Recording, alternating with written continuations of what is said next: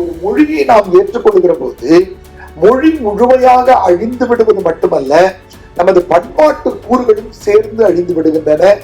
வட சொற்கிழவி, வடவெழுத்து உருகி, எழுத்தொடு புணர்ந்த சொல்லாகுமே என்பது இலக்கிய வரலாற்றில் நமக்கு கிடைக்கிற முதல் இந்தி எதிர்ப்பு குரலாகும்.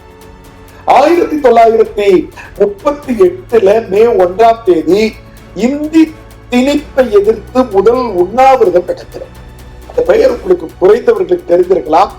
அந்த பெயரில் ஒரு வரலாற்று உண்மை இருக்கிறது. நம்ம தமிழ் காவலர் ஒருத்தர் எஸ்ஐயா இருக்கிற ஒருத்தர் இந்திய எழுத்துக்களை தன்னோட துப்பாக்கி வச்சு சுட்டே இருக்கிறார்.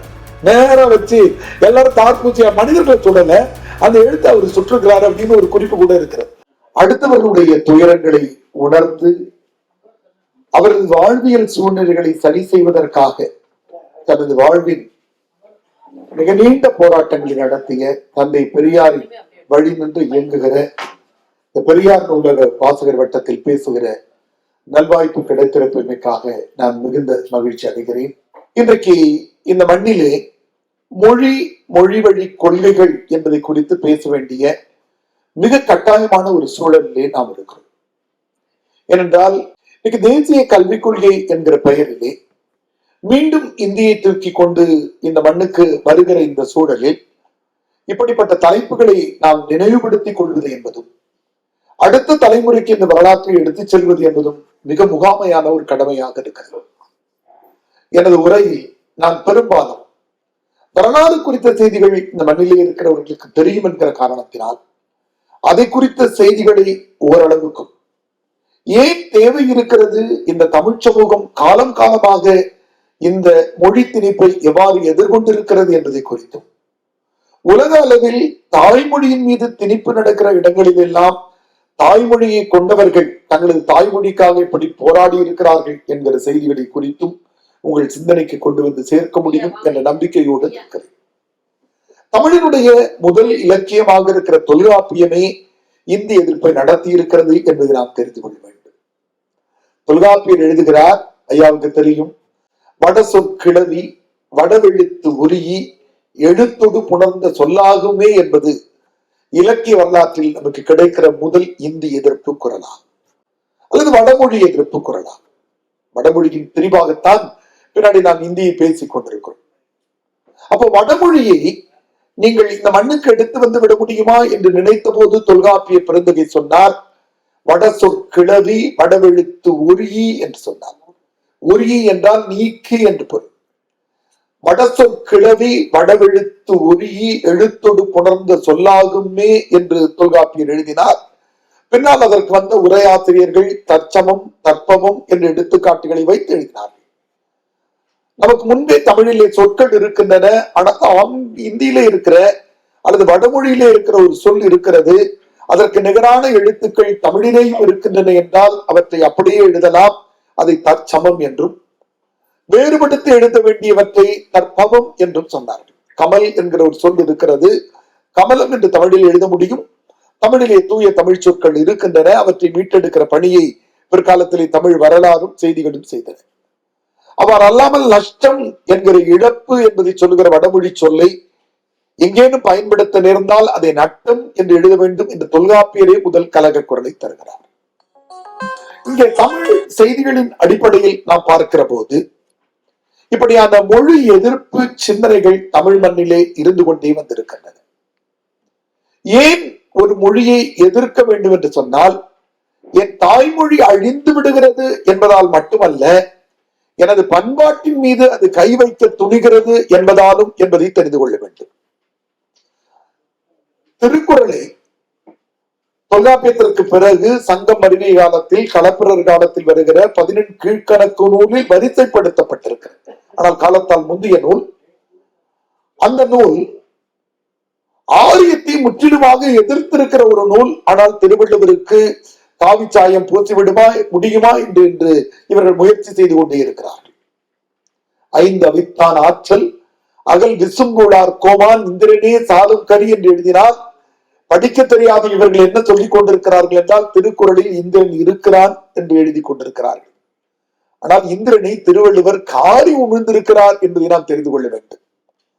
புலனடக்கத்தோடு இல்லாத மனிதனுக்கு இந்த உலகத்தில் யார் சாட்சி என்று கேட்டால் இந்திரன் தாண்டா கரி என்று சொன்னால் இலக்கியங்களிலே சாட்சி என்று பொருள்.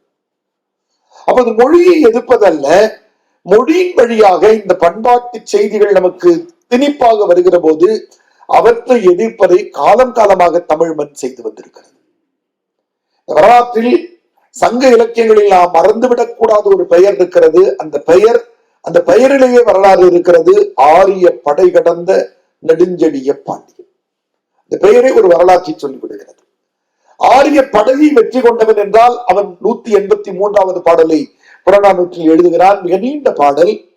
உற்றுணி உதவியும் உருவம் கொடுத்தும் என்று தொடங்குகிற அந்த பாடலினுடைய கடைசி வரிகளிலே ஆரிய நெறிக்கு எதிராக தமிழ் ஒரு குரலை எழுப்புகிறது. வேற்றுமையை தெரிந்த நாற்பாலுள்ளும் கீழ்ப்பால் ஒருவன் கற்பின் நேர்பால் ஒருவனும் அவன் கண் படுமே என்று ஆரிய படை கடந்த நெடுஞ்செழிய பாண்டியன் 183வது பாடலிலே அந்த செய்திகளை கொண்டு வந்து சேர்க்கிறான். அப்படியானால் ஒரு மொழி எனக்கு பிறப்புக்கும் எல்லா உயிருக்கும் என்று பேசிக் கொண்டிருக்கிற இந்த தமிழ் மண்ணிலே வேற்றுமையை நீ கொண்டு வந்து தருவாய் என்று சொன்னால் எங்களுக்கு அந்த வேறுபாடுகளை நாங்கள் ஏற்றுக்கொள்ள அநியமாக இல்லை, உங்களை எதிர்ப்பதற்கு நாங்கள் தயாராக இருக்கிறோம் என்கிற கலக குரலை ஆரிய படை கடந்த நெடுஞ்செழிய பாண்டியன் செய்கிறார். அப்படி இந்த மொழி நமக்கு மொழி திணிப்பாக மட்டும் அமைந்து விடுவதில்லை, அது பண்பாட்டுக்கு எதிரான, நாம் வாழ்ந்து கொண்டிருக்கிற மாந்தனைய செய்திகளுக்கு எதிரான செய்திகளை, புனைவுகளை அது வைத்திருக்கிறது என்கிற காரணத்தினாலும் நாம் எதிர்க்க வேண்டியவர்களாக இருக்கிறோம். பிரமத்தின் அம்மா ரொம்ப அழகாக சொன்னார்கள், நான் வெளிநாட்டுக்கு செல்ல வேண்டும் என்றால் பிரெஞ்சு மொழியை படிப்பதற்கோ ருசி மொழியை படிப்பதற்கோ அநியமாக நான் இருக்கிறேன், படித்துவிடக் கூட எனக்கு நேரமும் வாய்ப்பும் கிடைக்கலாம். ஆனால் மனிதநேயத்திற்கு எதிராகவும் ஒரு மனிதனை பிரித்து வைக்கிற செய்தியும் இருக்கிற ஒரு மொழியை இந்த தமிழ் மண் எப்பொழுதும் எதிர்த்தே வந்திருக்கிறது. அப்படித்தான் காந்தியடிகள் இந்த சிந்தனையிலே முதல் முறையாக தோற்று போகிறார். அவர் என்ன நினைக்கிறார் என்றால் 1905 1914 இந்த இடைப்பட்ட காலகட்டத்திலே மகாத்மா எழுதுகிறார், இன்றைக்கு இருக்கிற அரசியல் நிலைப்பாட்டிலே நாம் பேராய கட்சியை ஆதரிக்க வேண்டிய சூழலில் இருந்தாலும் வரலாற்று பிழைகளை அந்த கட்சி நீண்ட நாள் செய்தே வந்திருக்கிறது. காந்தியடிகள் சிந்திக்கிறார், அவர் அப்படி சிந்திக்கிறார், சிந்தித்ததிலே தவறி தம் மக்கள் அறிவுடைமை என்று வள்ளுவ பெருந்தகை சொல்வதை போல காந்தியை விட சிந்திக்கக்கூடிய அறிவு சூழலை நாம் இருக்கிறோம். காந்தியை முழுமையாக ஏற்றுக்கொள்ள வேண்டும் என்பது இல்லை. அவர் சிந்திக்கிறார், இந்திய கிழக்கிந்திய கம்பெனியும் ஐரோப்பியர்களையும் இங்கிருந்து விரட்டி விட வேண்டும் என்று சொன்னால் இந்தியாவிலே பல்வேறு மொழிகள் பேசப்பட்டுக் கொண்டிருக்கின்றன, நாம் எல்லோரும் இந்துஸ்தானி என்கிற மொழியை, அப்போது ஹிந்தின்னு சொல்லல இந்துஸ்தானி என்று சொல்லுகிறார்கள், அந்த மொழியை நாம் எல்லோரும் பேச தொடங்கிவிட்டால் ஒரு 15 ஆண்டுகளுக்குள் இந்தியாவில் இருக்கிற எல்லோரும் இந்துஸ்தானி மொழியை பேசுகிறவர்களாக மாறிவிட்டால் நாம் ஒருமித்த குரல் எழுப்புகிற போது வெள்ளைக்காரர்கள் ஓடிவிடுவார்கள் என்று விடுதலைக்கான குறுக்கு வழியாக அவர் அப்படி ஒரு சிந்தனையை வைக்கிறார். எல்லா சிந்தனைகளும் இந்த மண்ணிலே ஏற்றுக்கொள்ளப்பட்டதில்லை. அது சாக்ரட்டிஸாக இருந்தாலும், பிளாட்டோவாக இருந்தாலும், அரிஸ்டாட்டிலாக இருந்தாலும், கன்ஃபியூஷியஸாக இருந்தாலும், டயோஜினிஸாக இருந்தாலும் எல்லா சிந்தனைகளின் மீதும் கேள்விகள் வைக்கப்பட்டு இருக்கின்றன. அம்மா அவர்கள் மிக அழகாக சொன்னதை போல 35-37 தமிழ்நாட்டிலே ராஜாஜி அவர்கள் இருக்கிற போது, ராஜாஜியினுடைய வரலாற்று பிழைகள், அவரை பெரியார் புல்லுவப்பட்டர் என்று சொன்ன செய்திகளும், எந்த அளவுக்கு குலக்கல்வியை கொண்டு வந்து சேர்த்து விட முடியுமா என்று உள்நுழைவு வேலைகளையும் செய்தவர், இந்தியையும் கொண்டு வந்து சேர்க்க முடியுமா என்று 35-37 நடக்கிறதும் முதல் இந்திய எதிர்ப்பு போராட்டத்தை நாம் சந்திப்பதையும் பார்க்கிறோம். அப்பொழுது அந்த காலகட்டத்திலே இந்த மொழி என்பது ஒரு செய்தியாக, செய்தி பரிமாற்ற கருவியாக மட்டும் இருப்பதில்லை என்பதை தமிழ் மண்ணும் தமிழ் நிலப்பரப்பும் உணர்ந்து தலைப்பட்டு ஆய்வு கட்டுரைகள் வந்து கொண்டே இருந்த காலகட்டம். கிட்டத்தட்ட 1935க்கு பிறகு வருகிற இந்திய விடுதலை சார்ந்த நாளிதழ்களாக மட்டுமல்லாமல் திருவிக்கா போன்றவர்கள் எழுதுகிற நவசக்தி, தேசபக்தன் போன்ற இதழ்களிலே இலக்கியங்கள் சார்ந்தும் மொழி சார்ந்தும் சங்க இலக்கியங்கள் ஓலைச்சுவடிகளிலிருந்து மீட்டெடுத்து அச்செடுக்கப்பட்டிருந்த காலகட்டம் என்பதால் நமது மொழியும் நமது மொழி வழி பண்பாடும் இலக்கிய பரப்பிலே பரவி கொண்டிருந்த காலகட்டத்திலே 35 இந்த செய்தி முதல் முறையாக தமிழகத்திலே வந்து விழுகிறது. இந்தியா முழுவதும் இந்தியை மொழியாக அறிவித்து விட வேண்டும் என்று காங்கிரஸ் கட்சி தனது தீர்மானத்திலே அறிவிக்கிற செய்திகளையும், அந்த நேரத்தில் ஆட்சியில் இருக்கிற கவர்னர் ஜெனரல் மூலமாக அப்படி ஒரு திட்டத்தை போடுகிற ஒரு அரசியல் சட்ட திருத்தத்தை செய்வதற்கு அவர்கள் முயல்கிற போது எதிர்ப்பு குரல்கள் தமிழ்நாட்டிலே இருந்து எழுகின்றன. 35 இந்திய எதிர்ப்பு போராட்டம் என்பது மிகச்சிறப்பு வாய்ந்தது. பல்வேறு இடங்களிலே, கிட்டத்தட்ட திருச்சியினுடைய ஒரு மாவட்ட கூட்டத்திலே நடைபெறுகிற இடத்திலே பேரறிஞர் அண்ணா அவர்களும் தந்தை பெரியார் அவர்களும் ஆற்றி இருக்கிற அந்த உரையும் அவர்கள் வைத்திருக்கிற வரலாற்று தரவுகளும் நாம் மீண்டும் மீண்டும் எடுத்து படிக்க வேண்டியவை, சிந்தித்து பார்க்க வேண்டியவை, எல்லாவற்றையும் சொல்லி இருக்கிறார். இந்த வரலாற்றின் அடிப்படையிலே நமது பெரியார் நூலக வாசக வட்டத்தோடு நெருங்கிய தொடர்பில் இருக்கிற அன்பிற்குரிய ஐயா தாக்கு திவாகரன் அவர்களுடைய பாட்டனார் உமா மகேஸ்வரன் அவருடைய பங்களிப்பு மிக முகாமையான. அப்படி உமா மகேஸ்வரன் அவர்கள் மிக பெரும் கலக குரல்கள் எழுப்புகிறார். எப்படி எல்லாம் ஏமாற்றி இருக்கிறார்கள் என்பதை நாம் தெரிந்து கொள்ள வேண்டும். மருத்துவம் படிப்பதற்கு சமஸ்கிருதம் படிக்க வேண்டும் என்ற கட்டாய சூழலை 1900 தொடக்கத்திலே இருந்திருக்கிறது. உமா மகேஸ்வரனார் அவர்கள் கரந்தையில் இருக்கிற அந்த கல்லூரியிலே சம்பந்தமில்லாத படிப்பை படிப்பதற்கு கூட சமஸ்கிருதத்தை படிக்க வேண்டும் என்று திணிக்கிற அந்த சூழ்நிலை இருக்கிற போது அதற்கு எதிராக குரல் தருகிறவராக அவர் இருந்திருக்கிறார். அந்த அறக்கட்டளையில் இருக்கிறவர்கள் யார் என்கிற செய்திகளை நாம் எடுத்து பார்க்கிறோம். இப்படி மீண்டும் மீண்டும் இந்த இந்திக்கான குரல்கள் ஒலித்துக் கொண்டே இருக்கின்றன. ஒரு வரலாற்று செய்தியை நாம் தெரிந்து கொள்ள வேண்டும். தமிழகத்திலே இந்த செய்தி எழுவதற்கு முன்பாகவே ஒரிசாவிலே இதற்கான எதிர்ப்பு நிகழ்ந்திருந்திருக்கிறது என்பதை நாம் பார்க்கிறோம். முதலில் இந்திய அளவில் 1930-35 தான் நாம் இங்கே நமக்கு திணிப்பு அப்போதுதான் வருகிறது, அப்போது எதிர்ப்பு தெரிவிக்கிறோம். ஆனால் முதலில் எங்கே இந்த எதிர்ப்பு தொடங்கி இருக்கிறது என்றால் 2 நாட்கள் முன்பு இந்திய ஆட்சி பணியிலே முடித்து இன்றைக்கு உலக தமிழ் ஆராய்ச்சி நிறுவனத்தினுடைய தலைவராக இருக்கிற அன்பிற்கு பெருமைக்கும் உடைய பாலகிருஷ்ண ஐயா அவர்கள் கூட அதை குறிப்பிட்டார்கள். அந்த முதல் எதிர்ப்பாக ஒரியாவிலே அந்த மொழி திணிக்கப்படுகிற போது மிக எதிர்ப்பு குரல் ஒன்று ஒலிக்கிறது. அதற்கு பிறகு 1965-67 இந்த காலகட்டத்திலே தமிழகமே பற்றி எரிந்தது என்று சொல்லலாம். தாளமுத்துவும் நடராஜனையும் நமது இளம் தலைமுறைகளுக்கு நாம் கொண்டு சேர்க்க வேண்டியவர்களாக இருக்கிறோம். அங்கே இருக்கிற அந்த வரலாற்று சிறப்பு மிக்க பெயர்கள் எல்லாம் பாடங்களாக பிள்ளைகளுக்கு வைக்கப்பட வேண்டும். அந்த பெயர்கள் எதையும் நாம் மறந்துவிடக் கூடாது என்ற நிலையிலே அவ்வளவு பெரிய தியாகங்களை அவர்கள் செய்திருக்கிறார்கள். நடராஜன் அவர்கள், தாளமுத்து அவர்கள், கீழப்பழுவூர் சின்னசாமி அவர்கள், நம்முடைய கோடம்பாக்கத்தை சார்ந்த சிவலிங்கம் அவர்கள், எவ்வளவு பேர் பாருங்கள். நம்முடைய அரங்கநாதன் அவர்கள், கீரனூர் முத்து, நம்முடைய சிதம்பரம் அண்ணாமலை பல்கலைக்கழகத்திலே நாங்கள் பயின்ற மாணவர், அவருடைய சிறைக்கு அருகில் தான் நாங்கள் பயின்ற பொறியியல் கல்லூரியே இருக்கிறது. ராஜேந்திரன் அவர்கள், சத்தியமங்கலம் முத்து அவர்கள், மயிலாடுதுறை சாரங்கபாணி, தண்டபாணி, சண்முகம், விரண்மலை சண்முகம், வீரப்பன் போன்றவர்கள் எல்லாம் இந்த போராட்டத்திலே தங்களது உண்ணாந்து உண்புகளை அவர்களுக்கான ஒரு கைத்தட்டல் வாழ்த்துக்களை சொல்லலாம். அதுலதான் அந்த ஜனவரி 25 என்பதை மொழிப்போர் தியாகிகள் தினமாக நாம் கொண்டாடுகிற காரணமே தாளமுத்து நடராஜன் தான். கலைஞர் மறக்காமல் அந்த பெயரை கொண்டு ஒரு அரசாங்க கட்டிடத்தில் வைத்தார் பாருங்க தலைமையகத்தை. அதற்காக முத்தமிழ் அறிஞருக்கு நாம, ஏன்னா ஒரு பிள்ளைகள் பார்க்கிற போது அந்த கல்லூரியிலே நம்முடைய மாநில கல்லூரி பிள்ளைகளும் சென்னை பல்கலைக்கழக பிள்ளைகளும் போகிற போது அதுல 10 விழுக்காடு பிள்ளைகள் மீண்டும் சிந்தித்து பார்ப்பார்கள். இப்பொழுது மொழி எதிர்ப்பு என்று பார்க்கிற போது ஒரு புள்ளி விவரம், மிக அதிர்ச்சியான ஒரு புள்ளி விவரம் இருக்கிறது.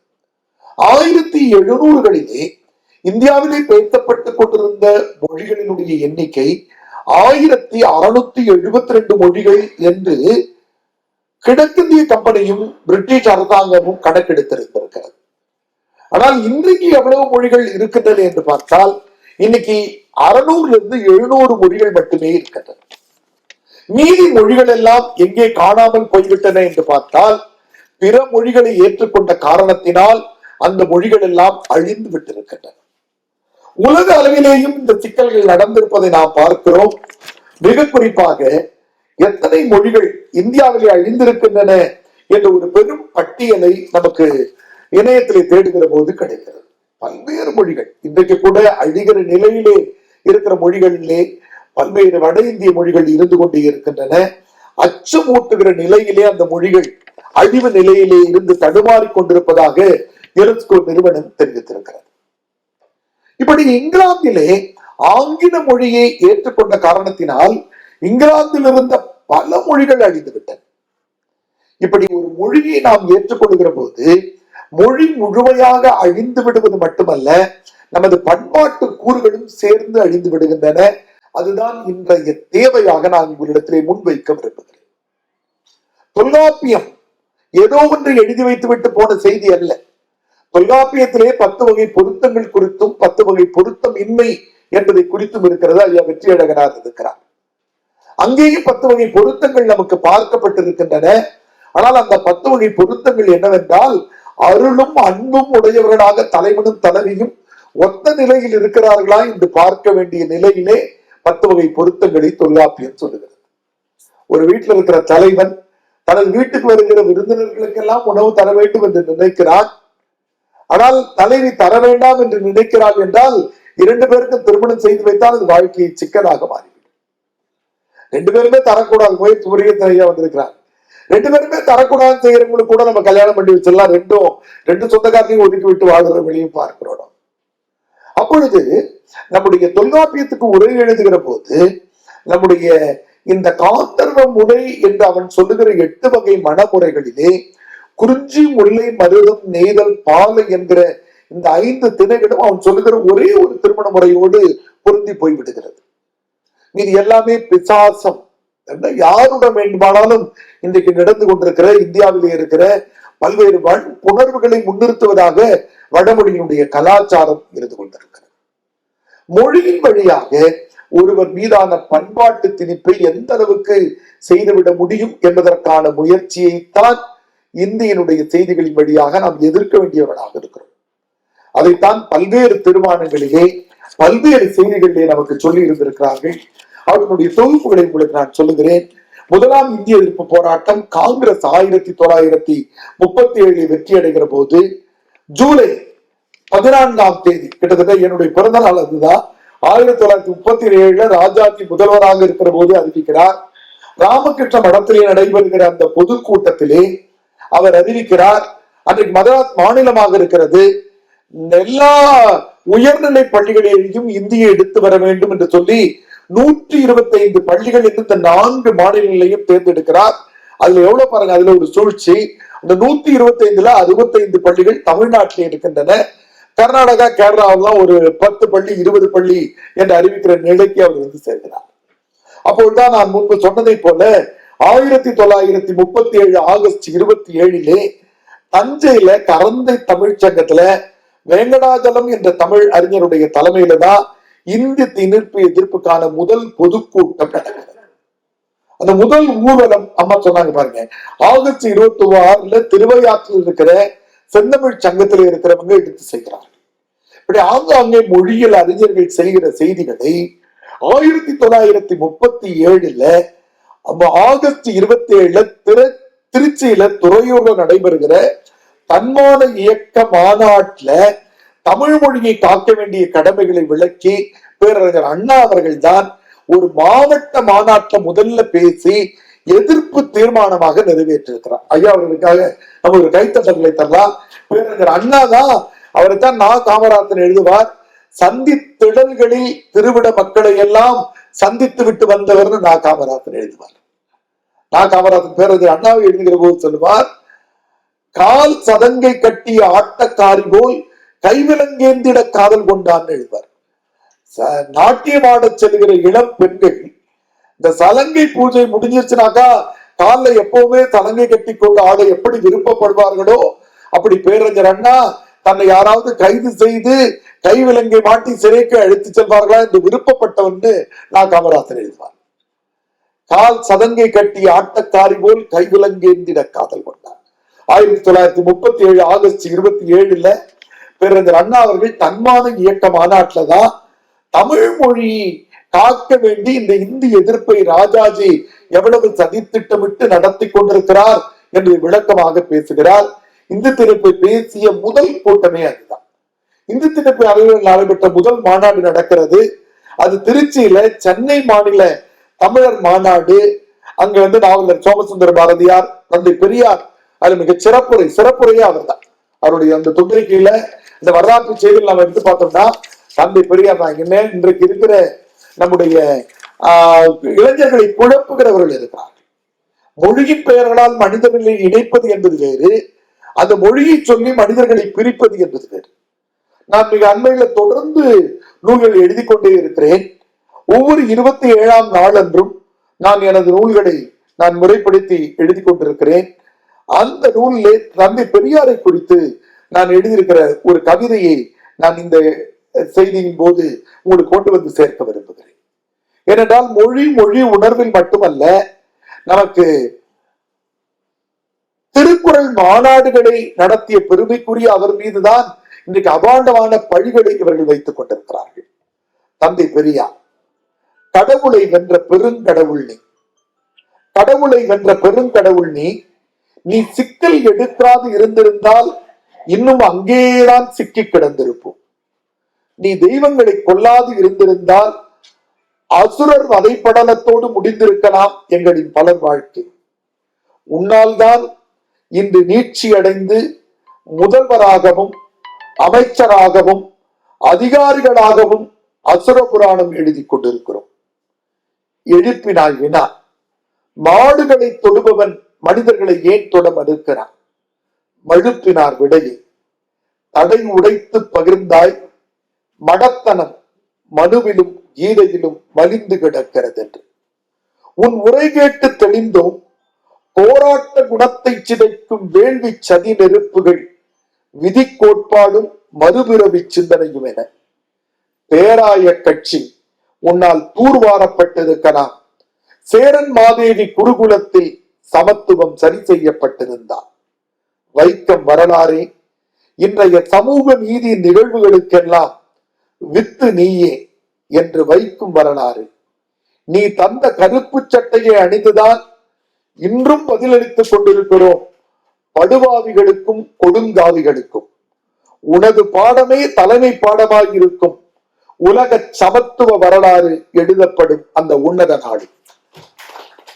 தந்தை பெரியார் கூறிய செய்திகளை திரித்து இந்த மண்ணிலே இளைஞர்களிடத்திலே கொண்டு சேர்க்கிற சிலர் வந்திருக்கிற சூழ்நிலையிலே இந்தி எதிர்ப்பு மாநாட்டினுடைய முதல் மாநாட்டில் சிறப்புரையாற்றிய பெருமைக்குரியவர் தந்தை பெரியார் என்கிற வரலாற்று செய்தியை நாம் பிள்ளைகளிடத்திலே கொண்டு சேர்க்க வேண்டும்.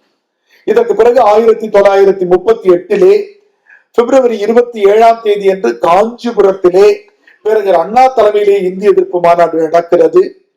இப்பதான் ராஜாஜி மீண்டும் இந்த எதிர்ப்பு, இதுதான் பார்ப்பன ஆரியர்களுடைய சூழ்ச்சி. என்னன்னா, ஒரு எதிர்ப்பு நிகழ்கிற போது சத்தம் காட்டாம சில வேலைகளை செய்வார்கள். நீ தேசிய கல்விக் கொள்கையை நிறைவாக நான் குறிப்பிடுவேன். தமிழக முதல்வர் எந்த தேதியில அறிவித்தார் நம்முடைய அரசனுடைய மாநில அரசனுடைய கல்விக் கொள்கையை? இந்த எதிர்ப்புகள்லாம் நிகழ்ந்து கொண்டிருக்கிற போது ராஜாஜி அறிவிக்கிறார், ஒரு அரசாணையை வெளியிடார். சென்னை மாநில பள்ளிகளில் இந்திய கட்டாய பாடமாக்கி ஆணையிடுகிறார். வெள்ளைக்காரன் அமைதியாக இருக்கிறார்.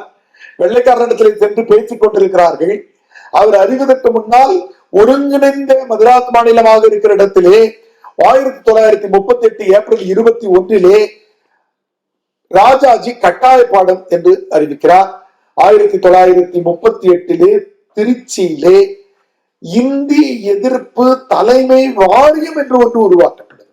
அந்த பேருக்காக ஒரு கைத்தட்டல் கொடுக்க நம்முடைய முன்னோர்கள் இப்படி சிந்திச்சிருக்கிறாங்க. ஏதோ குழு அது இதெல்லாம் சொல்ல, இந்தி எதிர்ப்பு தலைமை வாரியம் உருவாக்கப்பட்டு நாவலர் சோமசுந்தர பாரதியார் தன்னுடைய தலைவராக இருக்கிறார். இன்னொரு பெயரை உங்கள் செவிகளுக்கு நான் கொண்டு வந்து பெருமையோடு சேர்க்க விரும்புகிறேன். வரலாறு அப்படியெல்லாம் நினைவுபடுத்துகிறது.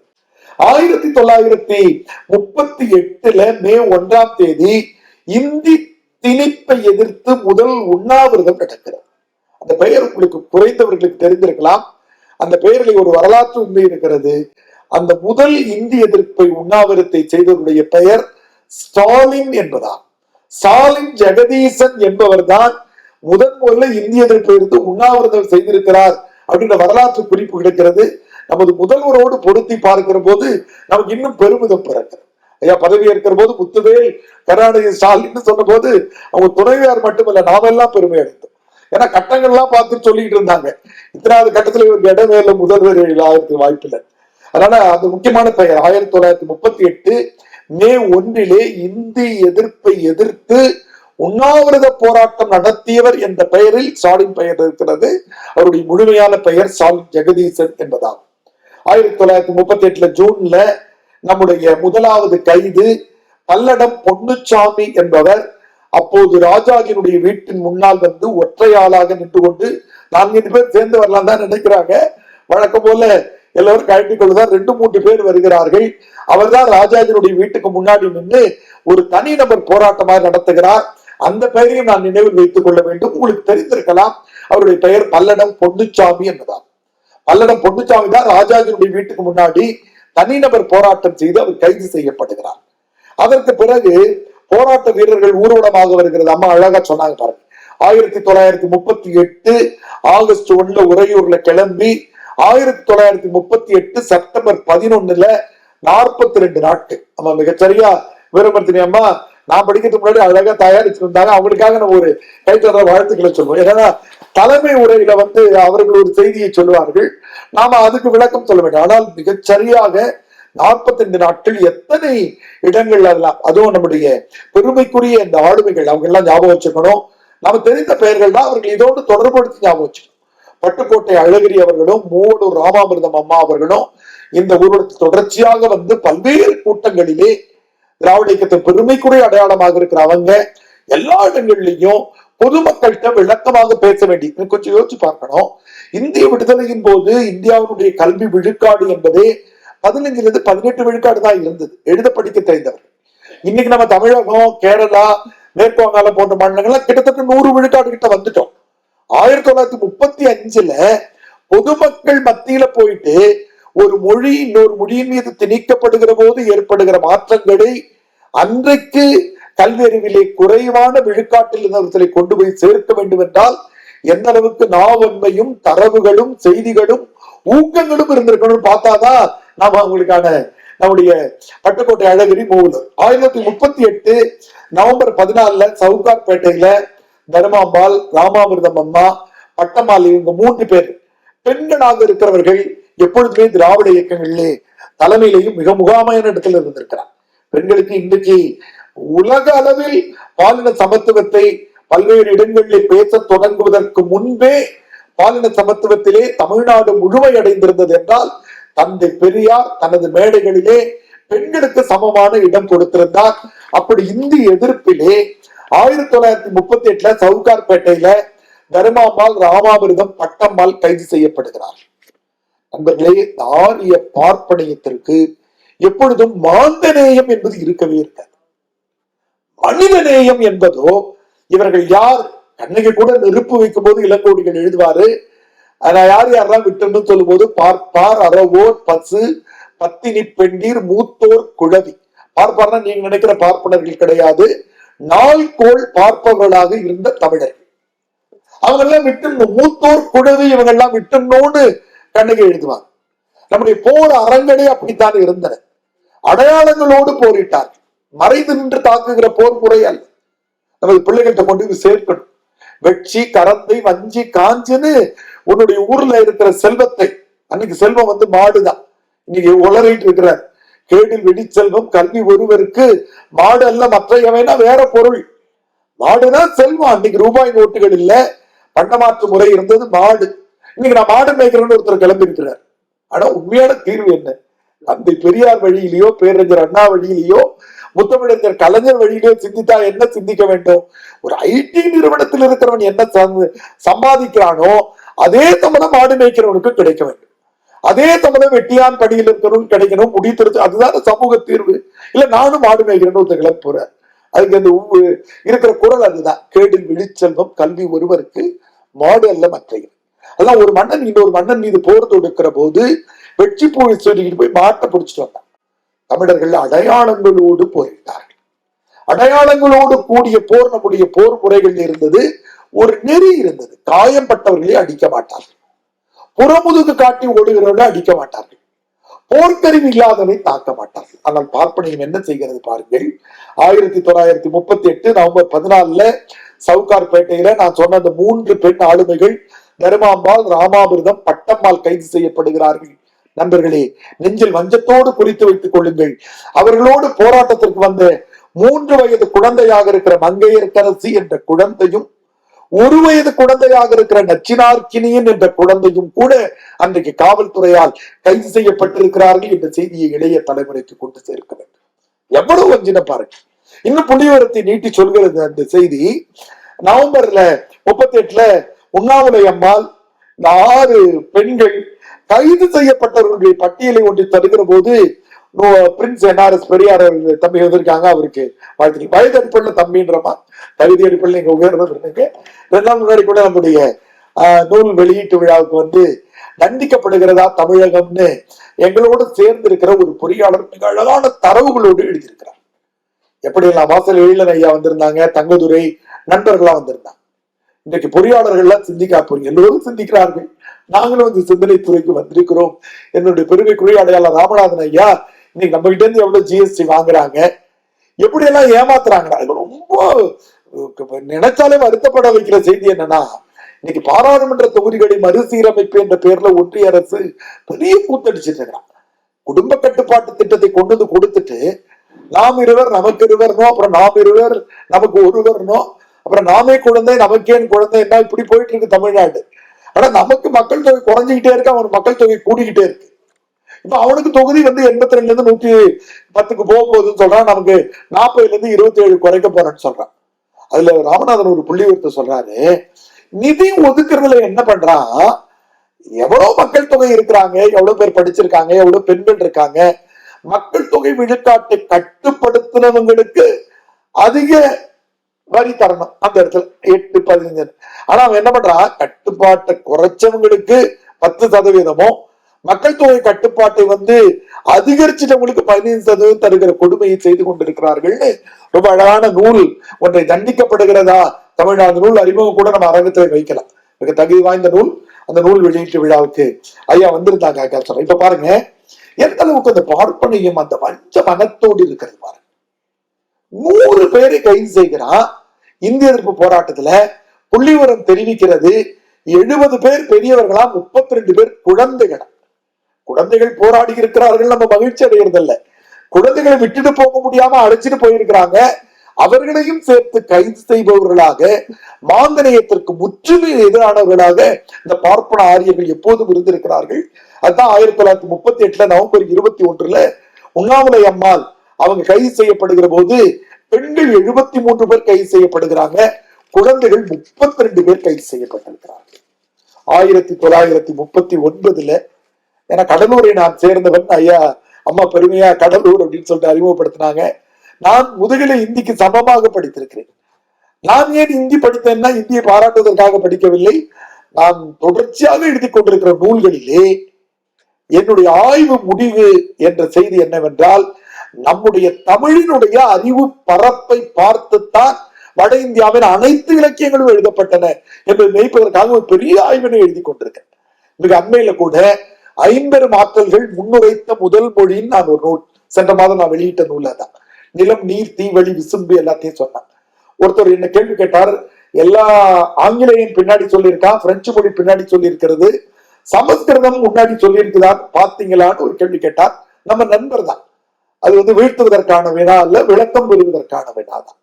ஆனா உண்மை என்னன்னா, நமக்கு பின்னாடிதான் அவன் எழுதியிருக்கான் 50 ஆற்றல்களை பத்தி. ஏன்னா தொல்காப்பிய பாட்டன் என்ன சொல்றான், 250க்கும் மேற்பட்ட இடங்கள்ல என்மனார், மொழிமனார், என்ப, மொழிவனா தொல்காப்பியருக்கு முன்னாடி சில 10 இலக்கண நூல்களும் பல நூற்றுக்கணக்கான இலக்கிய நூல்களும் இருந்திருக்கின்றன. அவற்றை ஆய்வு செய்வதற்காக தான் நான் ஹிந்தி படித்திருக்கிறேன்.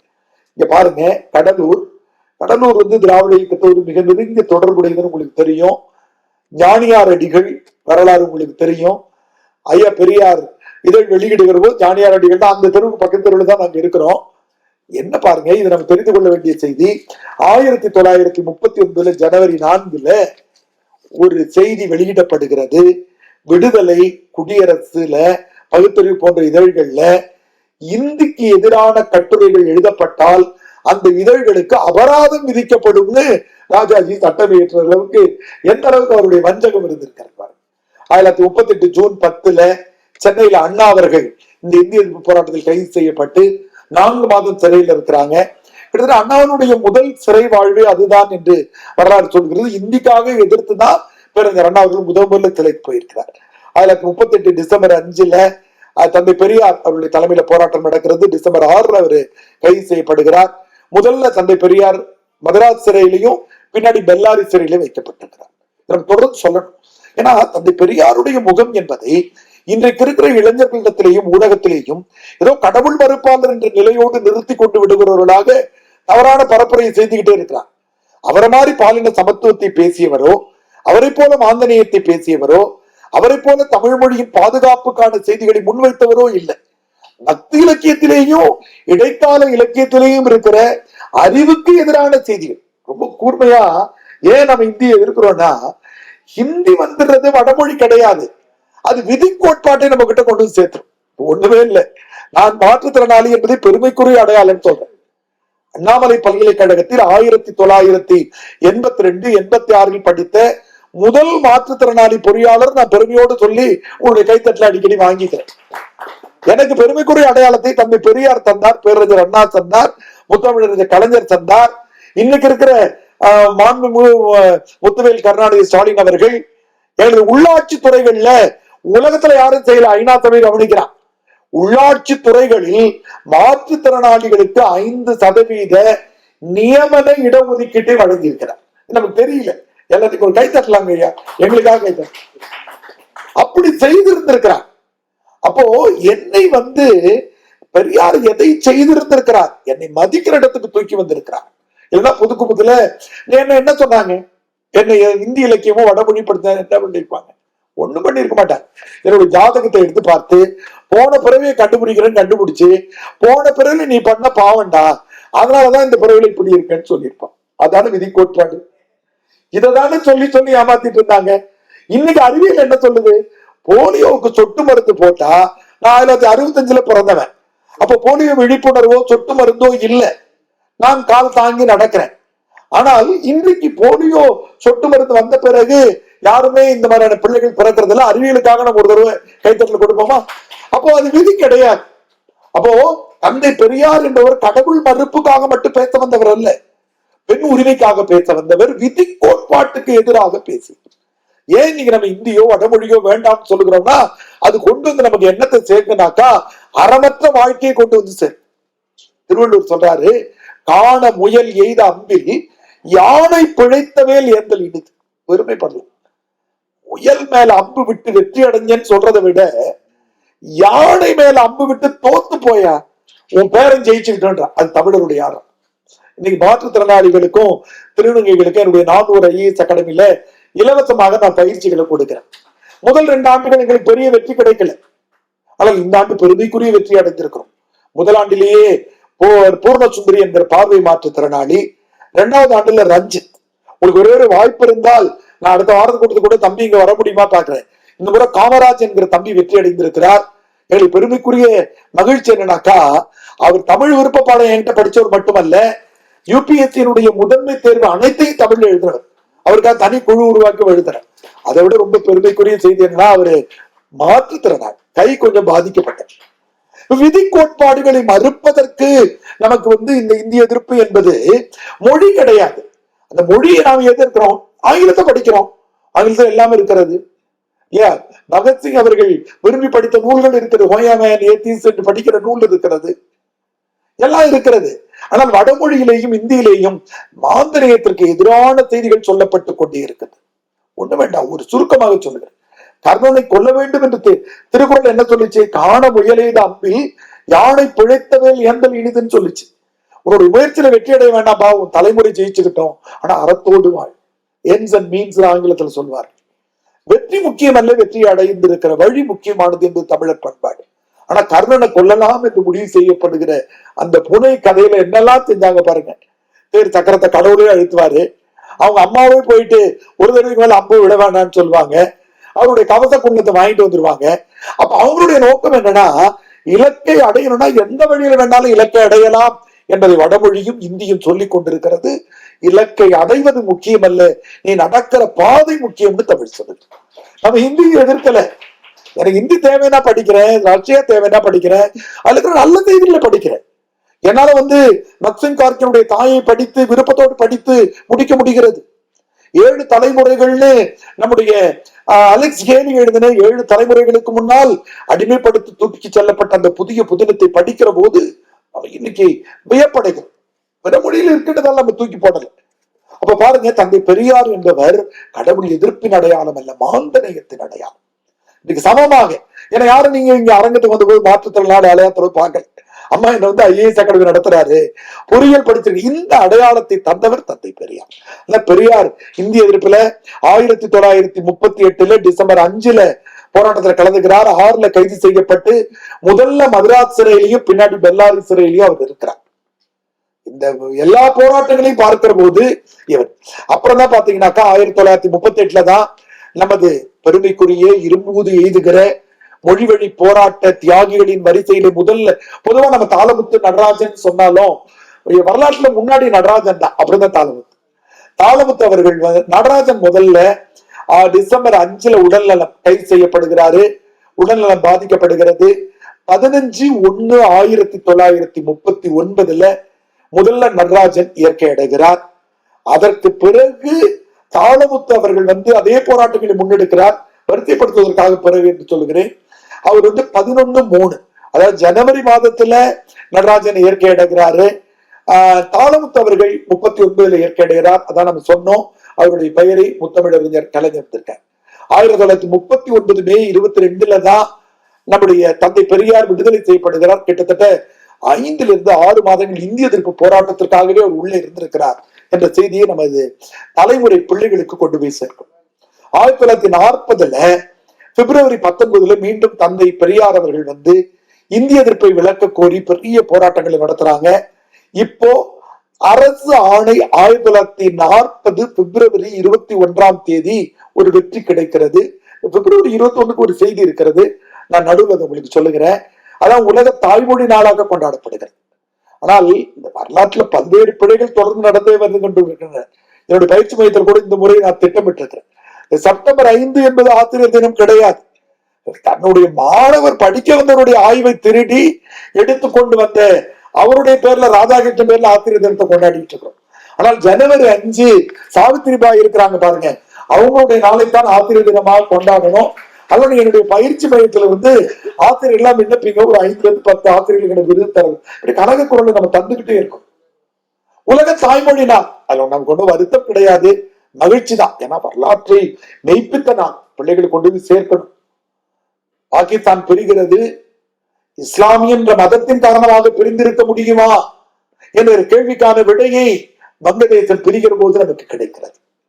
உருதுல இருந்து உருத நீ திணிக்கிறையா, நான் வங்கதேசத்து தான், வங்காள மொழிதான் எனக்கு வேணும்னு சொல்லிட்டு பங்களாதேஷ் ஏன் பிரிந்தது என்றால், மதத்தின் காரணமாக மனிதர்கள் சேர்ந்திருக்க முடியாது, மொழியின் காரணமாக தான் சேர்ந்திருக்க முடியும் என்பதை மெய்ப்பிப்பதுதான் பங்களாதேஷுடைய.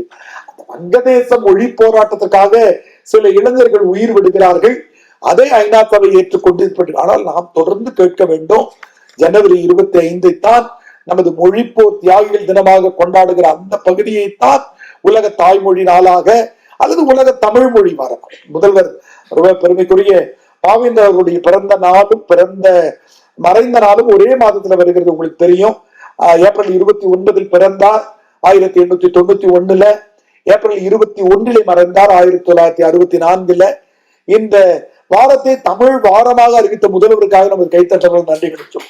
ஏன்னா அந்த மொழியும் மொழி உணர்வையும் மீண்டும் மீண்டும் நம்ம பேசிக்கிட்டே இருக்கோம். அப்ப இந்த தாளமுத்து நடராஜன் என்பவருடைய ஆண்டு 1939 ஜனவரி. தாளமுத்து நடராஜன் அவர்களும் 39 மார்ச்ல நடராஜனும் இயற்கை அடைகிறார்கள். மிகப்பெரிய ஒளி தீபம். அன்றைக்கு தமிழ் மக்கள் மத்தியில அன்றைக்கு மிக குறைவான ஊடகங்கள் தான் உங்களுக்கு தெரியும், கொஞ்சம் செய்தி பத்திரிகைகளும் வானொலிகளும் இருந்த நிலையில அது இந்த செய்தி பரவலாக்கப்படுவதும் பொதுமக்கள் தளத்துல மிகப்பெரிய எழுச்சியாக உருவாகிறது. நம்முடைய இந்த 1940 பிப்ரவரி 21 கிட்டத்தட்ட வரலாறு எழுதுகிறவர்கள் முதல் இந்தி போராட்டத்தை அரசாங்கம் பின்வாங்கிக் கொள்வதால் அது அத்தோடு நிறைவடைகிறது. மீண்டும் எப்போதுமே சனாதனம் படுத்து தூங்குகிற ஒரு பாம்பு மாதிரி, அதை அடிச்சு கொண்டு விடவே முடியாது. மயங்கி கிடக்கும், மறுபடியும் எழுந்து நிற்கும், படம் எடுத்து ஆடும். அப்படி 1948 ஜூன்ல மீண்டும் இந்திய விடுதலை அடைந்த உடனே ஜூன் 20 போராட்டம் 65 வந்தாலும் 48 கொஞ்சம் கொஞ்சமா சனாதன பாம்பு படம் எடுக்கிறது, அரசு பள்ளிகள் இந்தி கற்பிக்க மீண்டும் ஆணையை போடுறாங்க. 1948 ஓமந்தூரார் முதல்வராக இருக்கிற போது இந்திய எதிர்ப்பு மாநாடு சென்னையில நடைபெறுகிறது. 1948 ஆகஸ்ட்ல 2வது இந்திய எதிர்ப்பு போராட்டம் அப்பவே தொடங்கிட்டதா சொல்றாங்க. வரலாற்று கருப்பு கொடி பெரிய நடக்கிறது. 48 செப்டம்பர் 15 தந்தை பெரியார் அவர்கள் முன்னிறுத்திய அடிப்படையில் மாநிலம் முழுவதும் நமக்கு பெரிய மறியல் போராட்டம் நடக்கிறது. 1949 இதன் காரணமாகத்தான், அடிப்படையாக பல்வேறு காரணங்கள் இருந்தாலும் நம்முடைய ஓமந்தூரார் பதவி விலகுகிறார். இப்ப அடுத்த நிலையில தான் 1900 இந்திய அரசியல் சட்டம் வருகிற போது அந்த அரசியல் சட்டத்துடைய எண்களை நம்ம சிலதெல்லாம் ஞாபகம் வச்சுக்கணும். நம்ம அடிப்படையா இருந்தா கூட சில செய்திகளை ஞாபகம் வச்சிருக்கணும். இந்த 42வது அரசியல் சட்ட சீர்திருத்தம் தான் நமக்கு இன்னைக்கு எல்லா போராட்டத்துக்கும் காரணம். நீட்டுக்கு எதிராக இந்த அரசியல் சட்டங்கள்ல அம்பேத்கர் வகுத்துட்டு போன பிறகு அதுல ஒண்ணு அமெண்ட்மெண்ட் திருத்தங்களை பாராளுமன்றம் செய்கிறது. அப்படி 42வது அரசியல் சட்ட சீர்திருத்தத்தில் தான் கல்வி என்பதை மாநில பட்டியலிருந்து பொது பட்டியலில் தூக்கிட்டு போயிட்டாங்க இந்திரா காந்தி அம்மா. அதனாலதான் இப்ப நம்ம வரைக்கும் போராடிட்டு இருக்கிற சூழ்நிலை. அது மாதிரி அரசியல் சட்டத்தில் ரொம்ப முக்கியமானது இந்த பிரிவு 17 என்ன எழுதினாங்கன்னா, ஹிந்தி இந்தியாவினுடைய இணைப்பு மொழியாக இருக்கும் அப்படின்ற செய்தி வந்த உடனே இதுக்கான முன் வரைவுகள்லாம் நடக்கிறது உங்களுக்கு தெரியும். அப்ப உடனடியாக விழிப்புணர்வு அடைந்து அந்த அரசியல் சட்டத்தை எதிர்க்கிற எரிக்கிற போராட்டத்தை தந்தை பெரியார் 1950 ஜனவரி 10 தொடங்கினார். அந்த கவனத்தோடு இருந்தார். சமூகத்துக்கான போராட்டத்தை மட்டும் நடத்திய இந்திய எதிர்ப்பில் பெரியார் அப்படின்னு அறிஞர்கள் உறுதியா நூல் எழுதியிருப்பாங்க. அதுல இதெல்லாம் முக்கியமானது.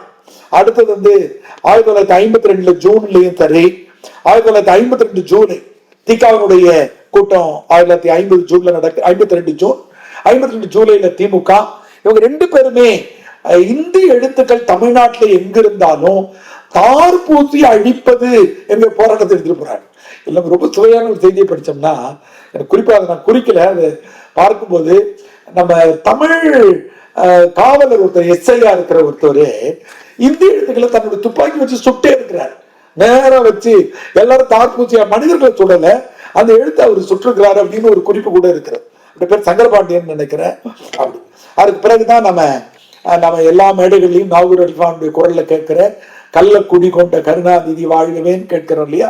1953 ஜூலை 10 இந்த கள்ளக்குடி என்பது டால்மியாபுரம் என்று பெயர் மாற்றுகிற போராட்டத்துல நம்முடைய முத்தமிழறிஞர் கலைஞர் அவர்கள் பங்கேற்கிறாங்க.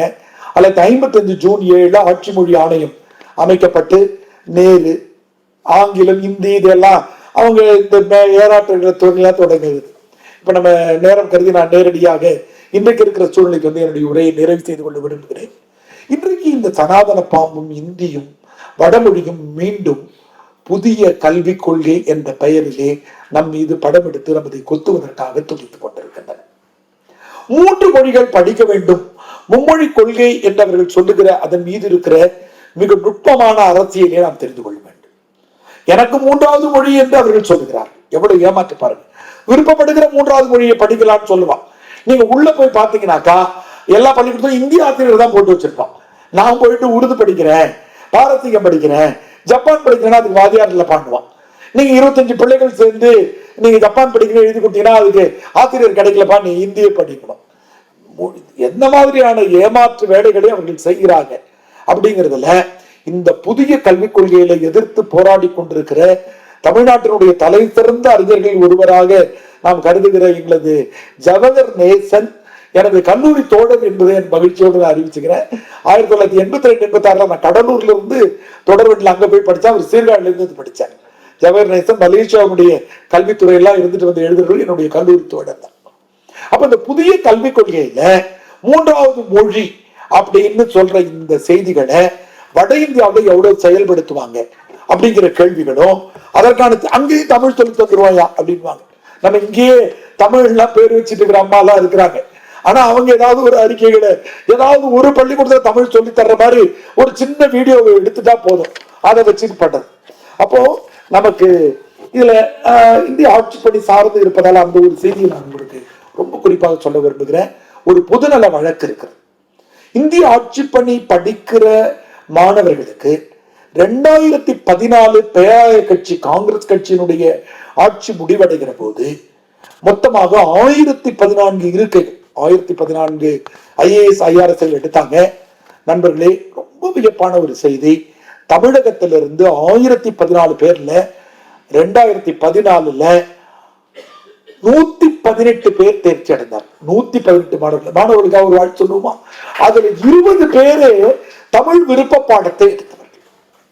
இப்ப இந்த ஒன்றிய அரசு நயவஞ்சகமாக 2 செய்திகளை இந்திய ஆட்சி பணியில செய்யுது. ரெண்டையுமே நம்ம தெரிஞ்சுக்கணும். காங்கிரஸ் இருந்த வரையில இப்ப அவர் உத்தரப்பிரதேச பதிவு பண்றார், அவருக்கு 6,88,312 எண் கிடைக்குதுன்னா, தமிழ்நாட்டுல இருந்து ஒரு தம்பி 10 நிமிஷம் கழிச்சு பதிவு பண்றாருன்னா 6,80,000 அடுத்த எண் விழும். அவ்வளவுதான். யாரு எந்த மாநிலம் எல்லாம் கண்டுபிடிக்க முடியாது, எண்கள் வரிசலா விழுந்துகிட்டே இருக்கும், எந்த மாநிலமா இருந்தாலும். இப்ப இவன் வந்த பிறகு என்ன பண்ணிட்டாங்கன்னா, தமிழ்நாட்டில இருந்து தொடங்கினா அவங்களுடைய எண்ணெல்லாம் 4ல தொடங்கும், பின்கோடு மாதிரி. ஆந்திராவில இருந்து தொடங்க இப்ப எந்தெந்த மாநிலம் அடையாளப்படுத்துகிற குறுக்கு வழியை இவர்கள் செய்கிறார். இந்த மொழியை குறித்து இந்திய ஆட்சி பணியிலே மாணவர்கள் எவ்வாறு வஞ்சிக்கப்படுகிறார்கள் என்பதற்கு நாம் ஏன் எதிர்க்க வேண்டும் என்பதற்கு ரொம்ப முக்கியம். இந்திய ஆட்சி பணியிலே அந்த UPSC என்கிற அந்த ஒன்றிய ஆணையம், பணியாளர் தேர்வாணையம் மிக பெரும் வஞ்சகத்தை செய்கிறது. CSAT என்று ஒரு பேப்பர் இருக்கிறது, சிவில் சர்வீஸ் ஆப்டிடியூட் டெஸ்ட் என்பது. அது என்ன கேட்டீங்கன்னா, காம்ப்ரஹென்ஷன். நம்ம தமிழ்ல உரைநடைகள் கொடுத்து கேள்வி கேட்பாங்கல்ல, பாவேந்தர் எழுதின நூல் எது, பாவேந்தர், அதுல உரைநடையிலே இருக்கும், ஒரே ஒரு கேள்வி வெளியில இருந்து போடுவாங்க, காம்ப்ரஹென்ஷன் பேர். இதை போட்டு கேட்கறதும் கொஞ்சம் கணக்கு கேள்வி, 40 80 வினாக்கள் இருக்கும். அது 27 வினாக்களுக்கு விடை அளித்து அந்த தேர்வுல வெற்றி அடைஞ்சாதான் உங்களுடைய மற்ற GS சொல்லக்கூடிய ஜெனரல் ஸ்டடிஸ் பேப்பரையே திருத்துவாங்க. என்னன்னா, ஆங்கிலத்தில் மட்டும் தந்தால் தவறு இல்லை, ஆனால் ஒன்றிய தேர்வாளர் ஆணையம் அந்த வினாத்தாளை ஆங்கிலத்திலும் தருகிறது, இந்தியிலும் தருகிறது. என்ன கொடுமை பாரு. நாங்க என்ன பொதுநல வழக்கு போட்டிருக்கோம் பிரபாகரன் வழக்கறிஞர் மூலமான்னு கேட்டீங்கன்னா, நீ ஒண்ணு ஆங்கிலத்துல மட்டும் கொடு, அல்லது கொடுத்தீங்கன்னா பெரிய புத்தகமா போட்டு 22 மொழியிலையும் தட்டச்சு பண்ணிக்கும். நீ கொஞ்சம் யோசிச்சு பாருங்க, தமிழ்ல அந்த காம்ப்ரஹென்ஷன் தான் பிள்ளைகள் எளிதா பதில் சொல்லுவாங்க, ஹிந்தி படிக்கிறவங்களுக்கு அது எளிமையாக இருக்கு. அப்போ இந்த மொழியில பல்வேறு செய்தி நமக்கு இந்திய நீதிமன்ற, நீங்க பாருங்க, உச்ச நீதிமன்றத்தில் உயர் நீதிமன்றத்துல நம்ம தமிழ்ல வழக்காடலாம் என்பதற்கு நாம் போராடுகிறோம், பெற்று விடுகிறோம். ஆமா, வழக்கறிஞர் அவங்களுக்கு தெரியும். ஆனா அதனுடைய மேல்முறையீட்டுக்கு உச்ச நீதிமன்றத்துக்கு போனால் ஆங்கிலத்தில் தான் மேல்முறையீடு பண்ண. என்ன கொடுமை பாருங்க. இன்னைக்கு இருக்கிற தொழில்நுட்பம் எப்படி இருக்கிறது. இன்னைக்கு நான் தமிழ்ல பேசிக்கிட்டே இருக்கிற போது ஒரு கேட்பு கருவியை நீங்க பொறுத்துக்கிட்டீங்கன்னா, செயற்கை நுண்ணறிவு காரணமா உங்களுக்கு எந்த மொழியில வேணுமோ அந்த மொழியில கிடைக்கும். தெலுங்குல வேணுமா, மலையாளத்துல வேணுமா, இங்கிலீஷ்ல வேணுமா, பிரெஞ்சுல வேணுமா, எல்லாமே கிடைக்கும். ஆனா இன்னைக்கு இருக்கிற சூழ்நிலை உச்ச நீதிமன்றம் எந்த அளவுக்கு, இதுல என்ன காரணம் என்று கேட்டீங்கன்னா, இந்த பன்மைத்தன்மை, இந்த பன்மைத்துவம் என்ற செய்தியை மறுப்பதாக பார்ப்பனையும் எப்பொழுதும் இருக்கிறது. நானுமே துணைவியாருமே வேறுதான். என்னுடைய மகள் தமிழ் மொழி ஊடகத்தில் இருக்கிறாங்க. நாள்தோறும் அவங்களுக்கு கருத்து வேறுபாடுகள் வந்துகிட்டே இருக்கும். நான் ஒண்ணு சொல்லுவேன், அப்ப உங்களுக்கு தெரியவே தெரியாது, நீங்க கம்முன்னு இருங்கன்னு. இல்லம்மா, நான் எல்லாருமே இன்னைக்கு ஆட்டுக்கறி தான் சாப்பிடணும், இன்னைக்கு மீன் தான் சாப்பிடணும் தானே. மீன் பிடிக்காதுப்பா, யாராவது நம்பா பிடிக்கும். அப்போ உணவில் ஏதாவது ஒன்றை கொண்டு வந்து தேர்த்து விட முடியுமா? நம்ம ஊடகங்களை சொல்லிக்கிட்டே இருப்பான். நமக்கு வள்ளலாரன் அதிகமா பேசுறவன் தான் இல்லைன்னு சொல்ல, கடலூர்லயே வளர்ந்தவன், மீன்ல தான் என் உடம்பே வளர்ந்து இருக்கிறேன்.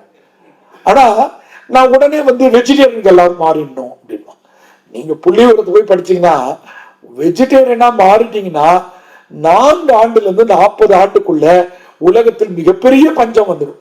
அவ்வளவு நான்வெஜ் சாப்பிடுறவங்களால உணவு பசியை அடங்கிட்டு இருக்கு. அப்போ ஒற்றையா எடுத்துட்டு வரான். நீ கறி வச்சிருந்தா தப்பு, உடையா நீ காவி நிறையில உடுத்து, உயரம் கடவுளா இந்த கடவுளை நீ வழிபடு, இப்படின்னு ஒற்றை கலாச்சாரம், ஒற்றை பண்பாடு, எல்லாருக்கும் ஒண்ணு அப்படின்னு சொல்லக்கூடிய செய்தியை சொல்லுகிற இடத்தில் தான் இந்த இந்தி திணிப்பு என்பது இந்தியாவில் இருக்கிற கிட்டத்தட்ட இன்றைக்கு உயிர் வாழ்ந்து கொண்டிருக்கிற 700 மொழிகள், கிட்டத்தட்ட 4-5 மொழி குடும்பங்கள், இவற்றையெல்லாம் அழித்து நமது அடையாளம். ஏன் கீழடியை சொல்ல மாட்டேன்டான்னா, கீழடியை சொல்லிட்டாக்கா அவனுக்கு முன்னாடி நாம தெரிஞ்சு போயிடும்.